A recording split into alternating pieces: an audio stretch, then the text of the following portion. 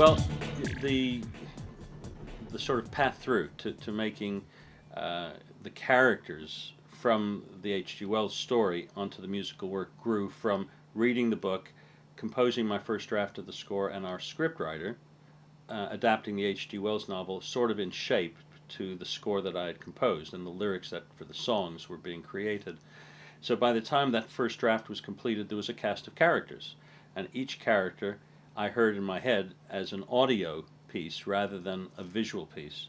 So when it came to the role of the journalist, who is the part, which is the part that Richard Burton played, we were looking for somebody who was playing the role of a journalist who had survived this Martian invasion some 6 years earlier, and he's now recounting his story of survival for his newspaper.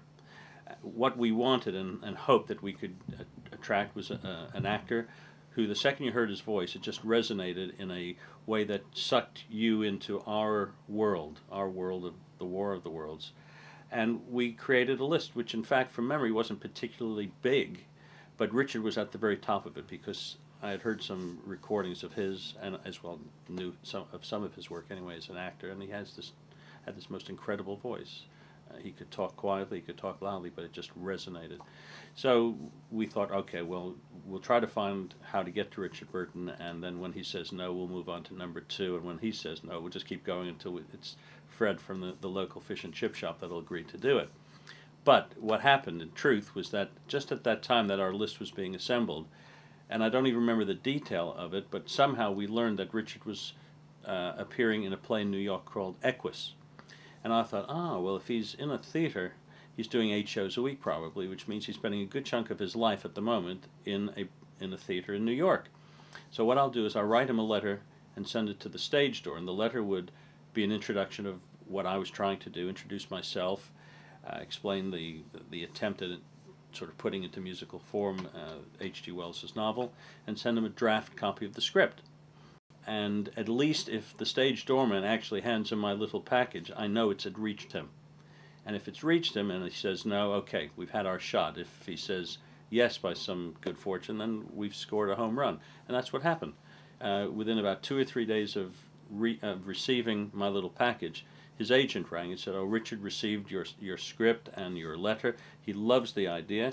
Count him in." After Richard finished this play in New York, he then went to California to make a movie, and in order to keep our sort of schedule going, we had to take our whole team to California to record him because he couldn't get away from the film set in California.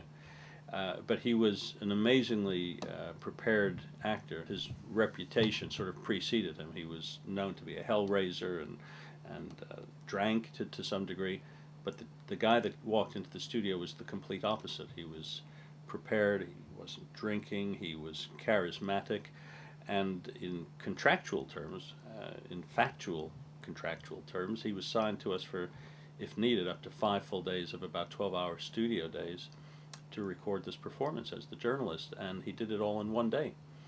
He had to come back, which was done in London, for about 3 or 4 hours, not because he had done anything that wasn't good enough. It was because my first assembly was over 2 hours in length, which was far too long, so I cut it back to about 96 minutes, which is what it is now.